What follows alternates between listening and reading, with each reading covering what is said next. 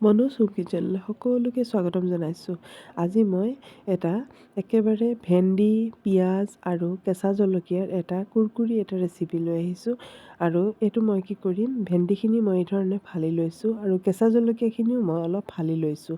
আৰু পিঁয়াজ এটা ডাঙৰ চাইজ লৈ পেলাই পিঁয়াজকেইটাও মই এই ধৰণে কাটি লৈছোঁ।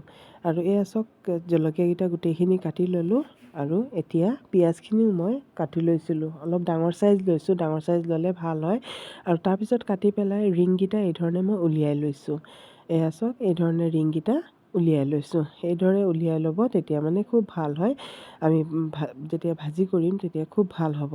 আৰু এই ৰেচিপিটো কেতিয়াবা গধূলি চাহৰ লগত খাবলৈ বা আলহী আহিলেও এই ৰেচিপিটো বনাব পাৰে, খুব ভাল হয় মানে খাবলৈ। আৰু এতিয়া গোটেইখিনি মই এৰুৱাই ল'লোঁ এই ধৰণে। আৰু এইখিনি পূৰা পাৰ্ট পাৰ্ট কৰি পেলাই এৰুৱাই লৈছোঁ। আৰু এতিয়া মই কি কৰিম, এইখিনি মই এটা বল লৈছোঁ, লৈ পেলাই ইয়াত মই অলপ বেচন দিছোঁ, দি পেলাই অলপ মই চুজি দিছোঁ। কাৰণ আজি মোৰ ঘৰত চাউলৰ গুড়ি নাছিলে, সেইকাৰণে চুজি অলপ দিছোঁ, জলকীয়াৰ পাউডাৰ দিছোঁ, হালধি পাউডাৰ দিছোঁ, জিৰা পাউডাৰ, ধনিয়া পাউডাৰ আৰু চাট মছলা পাউডাৰ দিছোঁ। অলপ চাট মছলা পাউডাৰ দিছোঁ। যে চাট মছলা দিলে এইটো খুব এটা টেষ্ট এটা ভাল আহে। আৰু সোৱাদ অনুসাৰে নিমখ দিছোঁ, দি পেলাই এইখিনি মই খুব ভালকৈ মিক্স কৰি ল'ম। যদি মোৰ ভিডিঅ'বোৰ ভাল লাগে প্লিজ এটা লাইক কৰিব আৰু শ্বেয়াৰ কৰি দিব। আৰু যদি নতুন ভিউৱাৰ থাকে তেতিয়াহ'লে প্লিজ ছাবস্ক্ৰাইব কৰি দিব। আৰু এতিয়া মই গোটেইখিনি ভালকৈ মিলাই ল'লোঁ। আৰু অলপ অলপকৈ মই পানী দিম, অলপ অলপকৈ পানী দিব, নহ'লে বেছি ঢিলা হৈ যাব। বেছি ঢিলা হৈ গ'লে তেতিয়া আৰু এইখিনি ভাজিবলৈ অলপ দিগদাৰী হ'ব, মছলাখিনি মানে বেচনখিনি ক'ট নহ'ব। আৰু এতিয়া অলপ ডাঠ যেন লাগিলে মই আৰু অলপ পানী দিছোঁ, দি পেলাই এইখিনি অলপ ভালকৈ গুলি লৈছোঁ। আৰু এই ৰেচিপিটো আৰু বেলেগ চব্জি থাকিলেও বনাব পাৰি। আৰু মই আজি এইখিনি দিয়েই বনাইছোঁ। আৰু গধূলি কেতিয়াবা এনেই বহি থাকিলেও খাবলৈও ভাল লাগে। আৰু মই অলপ এখন পাতি পেলাই, ফ্ৰাইং পেন এখন পাতি পেলাই ৰিফাইন তেল দি দিছোঁ, দি পেলাই আৰু এতিয়া মই ভেন্দিখিনি ইয়াত দি দিছোঁ বেচনত, দি পেলাই এইখিনি ভালকৈ মই মিক্স কৰি লৈছোঁ। তেতিয়া মছলাখিনি ভালকৈ ক'ট হৈ গ'ল।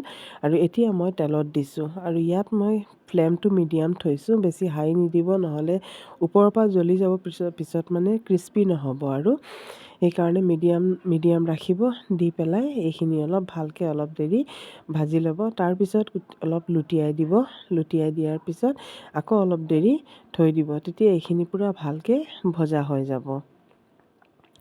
আপোনালোকে এইদৰে বনায়নে? যিহেতু একেবাৰে সহজ হয়, এইটো সকলোৱে চাগে বনায়। কিন্তু এয়া চাওক, আমাৰ গোটেইখিনি হৈ গ'ল। কালাৰটো চাওকচোন কিমান ধুনীয়া আহিছে। আৰু আমাৰ এইখিনি ভজা হৈ গ'ল। এতিয়া মই এইখিনি নমাই দিম। নমাই পেলাই এতিয়া আৰু পিঁয়াজখিনি আছিলে, এইখিনিও মই এতিয়া বেচনত ক'ট কৰি পেলাই পিঁয়াজখিনিও দি দিছোঁ। আৰু পিঁয়াজ সদায় ডাঙৰ চাইজ ল'ব, তেতিয়া মানে ভাল হয় আৰু ৰিংখিনি মানে খুব ধুনীয়াকৈ ওলায়। আৰু তেতিয়া এইখিনি পিঁয়াজ গোটেইখিনিও মই দি দিছোঁ, দি পেলাই মই এই ধৰণে ভাজি লৈছোঁ। আৰু এয়া চাওক, এই ধৰণে পিঁয়াজখিনিও এই মানে ফ্লেমটো এনেকুৱাই ৰাখিব, মিডিয়ামে ৰাখিব, ৰাখি পেলাই ভাজি দিব। তাৰপিছত মই এইখিনি লুটিয়াই দিছোঁ, পিঁয়াজখিনি মই এই ধৰণে লুটিয়াই দিছোঁ। আৰু ইমান ভাল হৈছিলে খাবলৈ, সেইকাৰণে ভাবিলোঁ আপোনালোকৰ লগতো মই শ্বেয়াৰ কৰোঁচোন। আৰু এয়া চাওক, পিঁয়াজৰ কালাৰখিনিও কিমান ধুনীয়া আহিছে। আৰু এইখিনি আমাৰ ভজা হৈ গ'ল, এইখিনি মই এতিয়া নমাই দিম।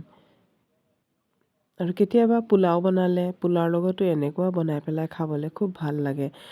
ভেজ পোলাও বনালে এইবোৰ লগত থাকিলেও খুব ভাল লাগে খাবলৈ।